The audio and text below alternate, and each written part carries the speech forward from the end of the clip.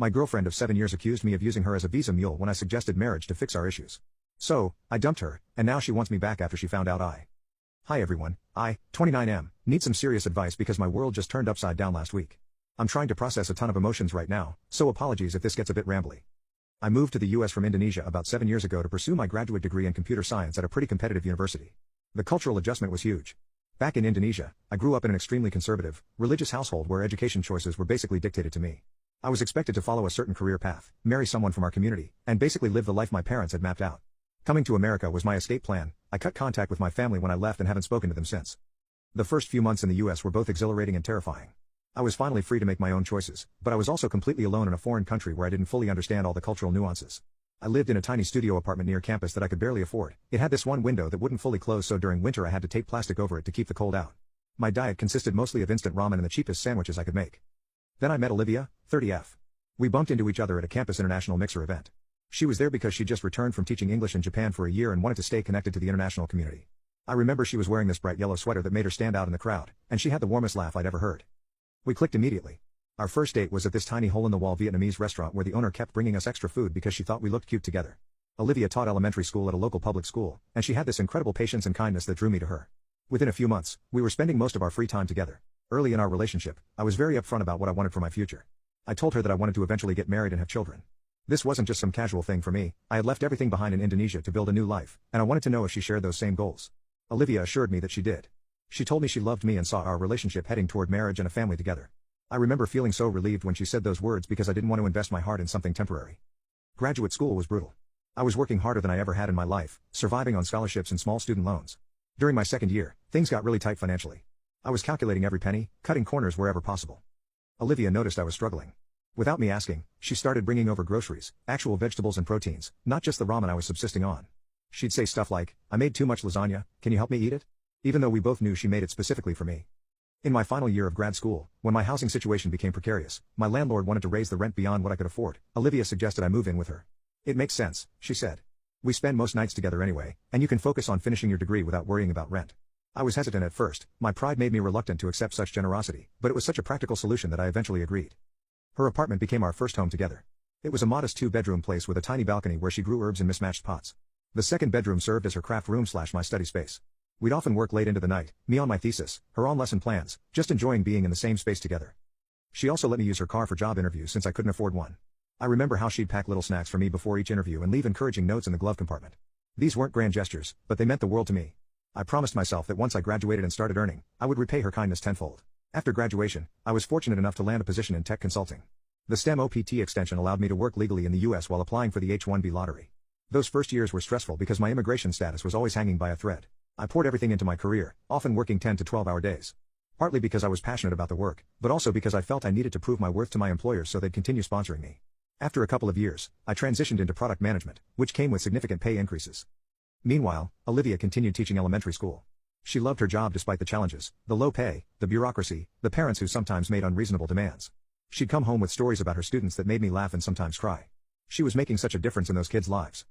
As my income grew, eventually reaching around $300,000, Olivia's remained relatively static at around $60,000. We established a system where we both contributed proportionally to our shared expenses, rent, utilities, groceries, by putting a percentage of our salaries into a joint account. The rest of our money stayed in our separate accounts. I've always been pretty frugal. Growing up with limited resources taught me to save rather than spend. So despite my growing income, my lifestyle didn't change dramatically. I drove a reliable but modest car, bought quality items that would last but nothing flashy, and invested most of my surplus income. Our apartment gradually upgraded to a nicer 2-bedroom in a better neighborhood with an actual dedicated parking spot, a luxury in our city. We talked occasionally about buying a place together, but we always concluded that the timing wasn't quite right. Immigration in the US is a complete nightmare, especially for people from high-population countries. I had terrible luck with the H-1B lottery, applying year after year without success. The anxiety this created was constant, every year wondering if this would be the time I'd have to leave everything behind. I finally got selected for an H-1B in my last eligible round of applications, about 2 years ago. Getting that approval letter was one of the happiest moments of my life. It meant I could stay at least a few more years. But it wasn't permanent. I still needed to find a path to a green card. My company was willing to sponsor me for permanent residency, but the backlog for my country category is insane. I have colleagues who've been waiting 15+ years and still don't have their green cards. It's a brutal process that most Americans don't fully understand. Throughout all of this, Olivia and I would occasionally talk about marriage, but it was always in vague terms. Someday and when the time is right were phrases we used a lot. I assumed we were both focused on our careers and waiting for the perfect moment. Last week marked our 7th anniversary. I had made reservations at the restaurant where we had our first date. They'd upgraded from a hole in the wall to a proper establishment with a wine list and everything. I was excited for a special evening together. The week before our anniversary, my company had announced potential outsourcing of my department. This news sent me into a panic. If I lost my job, I'd have only 60 days to find a new employer willing to take on my H-1B transfer, or I'd have to leave the country.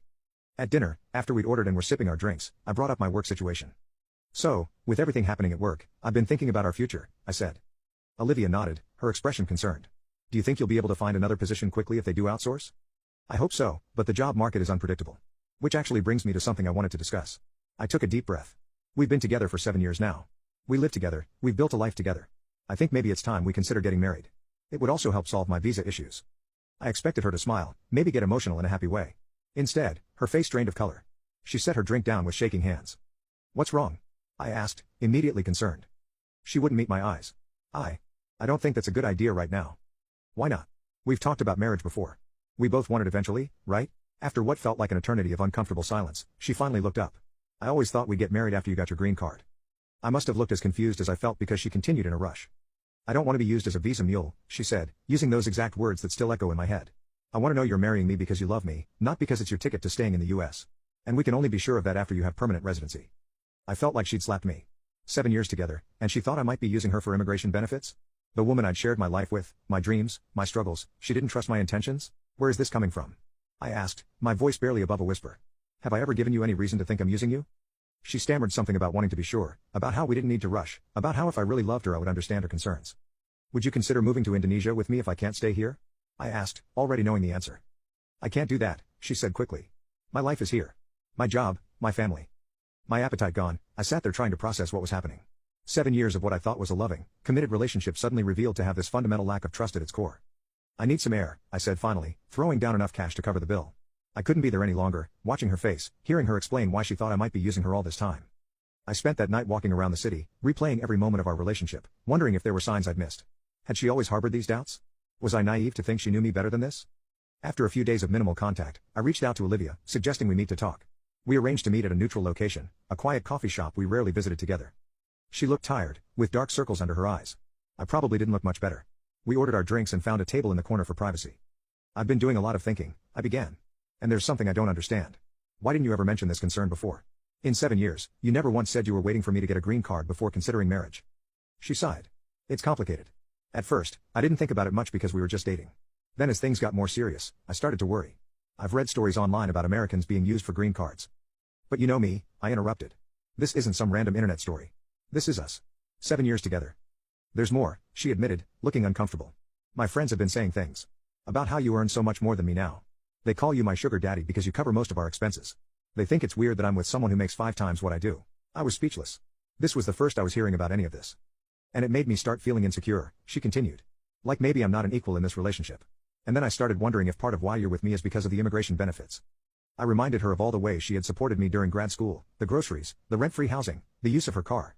I explained that my covering more expenses now was my way of reciprocating her kindness, not some power play. I get what you're saying, she replied, but I didn't expect you to start earning so much more than me right away. I thought we'd be more equal. Equal doesn't mean identical, I said. We contribute differently, but we're partners. I always pictured myself as the provider in a relationship, she admitted. And I don't feel like one with you. That statement hit me hard. Was she saying she'd prefer I made less money? That my success was actually a problem for her? Would couples therapy help? I suggested, remembering some advice I'd received. She shook her head.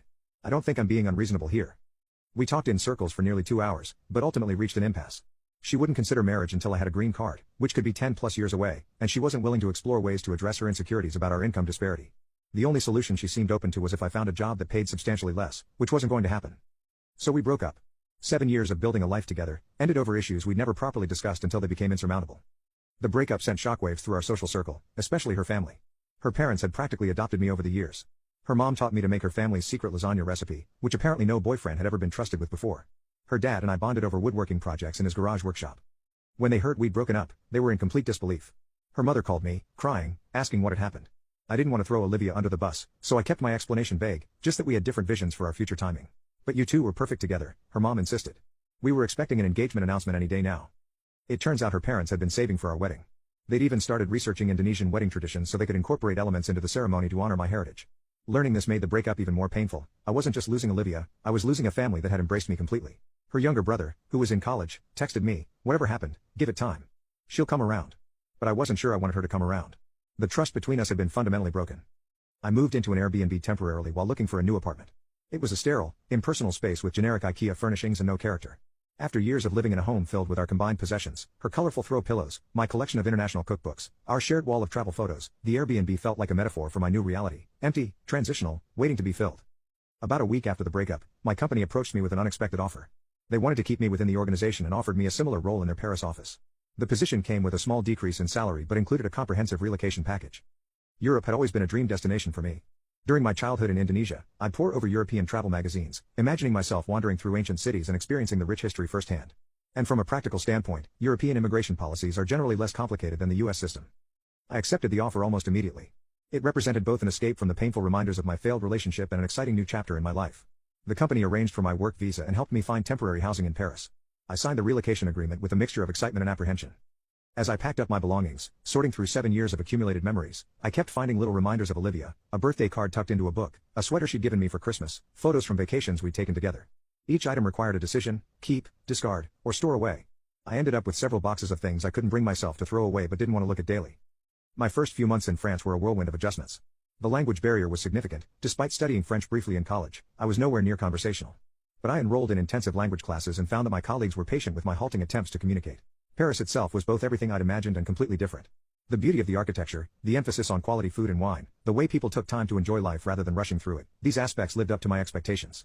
But I also discovered challenges I hadn't anticipated: the bureaucracy that made simple tasks like opening a bank account absurdly complicated, the smaller living spaces, the different workplace customs. What struck me most was the dramatic improvement in work-life balance. In the US, I routinely worked 10 to 12-hour days, often checking emails until bedtime. In France, my colleagues expressed concern if I stayed at the office past 6 p.m. People took actual lunch breaks, sitting down at restaurants rather than eating sadly at their desks. Vacation time wasn't just available, it was expected to be used. With more free time, I began exploring Europe. Each weekend trip to a new city felt like stepping into a different world. The Netherlands with its efficient design and progressive attitudes. Belgium with its incredible beer and chocolate. Spain with its passionate culture and late-night energy. I documented everything in a travel journal, sometimes catching myself writing entries as if I were composing letters to Olivia before remembering we were no longer together. Despite the amazing experiences, loneliness was a constant companion.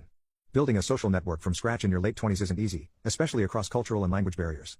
I joined expat groups and attended language exchange meetups, but most connections remained surface level. I missed having someone who truly knew me, who understood my quirks and history. About 4 months after I moved to France, Olivia reached out via email. Seeing her name in my inbox sent a jolt through my system, part hope, part anger, part unresolved grief. Her message was long and emotional. She explained that she'd faced significant backlash from her family after our breakup. Her parents, who had always adored me, were particularly upset with her decision. She admitted that she'd also struggled to maintain the lifestyle she'd grown accustomed to with me. The apartment she could afford on her own was much smaller and in a less desirable area. She'd had to cut back on many things she'd taken for granted: nice restaurants, weekend trips, the cleaning service we'd hired. Most significantly, she wrote that she'd had time to reflect on her behavior and recognize that she'd let insecurity and outside influences damage our relationship. She wanted to discuss reconciliation. She suggested that perhaps we could try long distance for a while, with the goal of me eventually returning to the US. I took several days to compose my response. Part of me wanted to jump at the chance to rebuild what we'd had.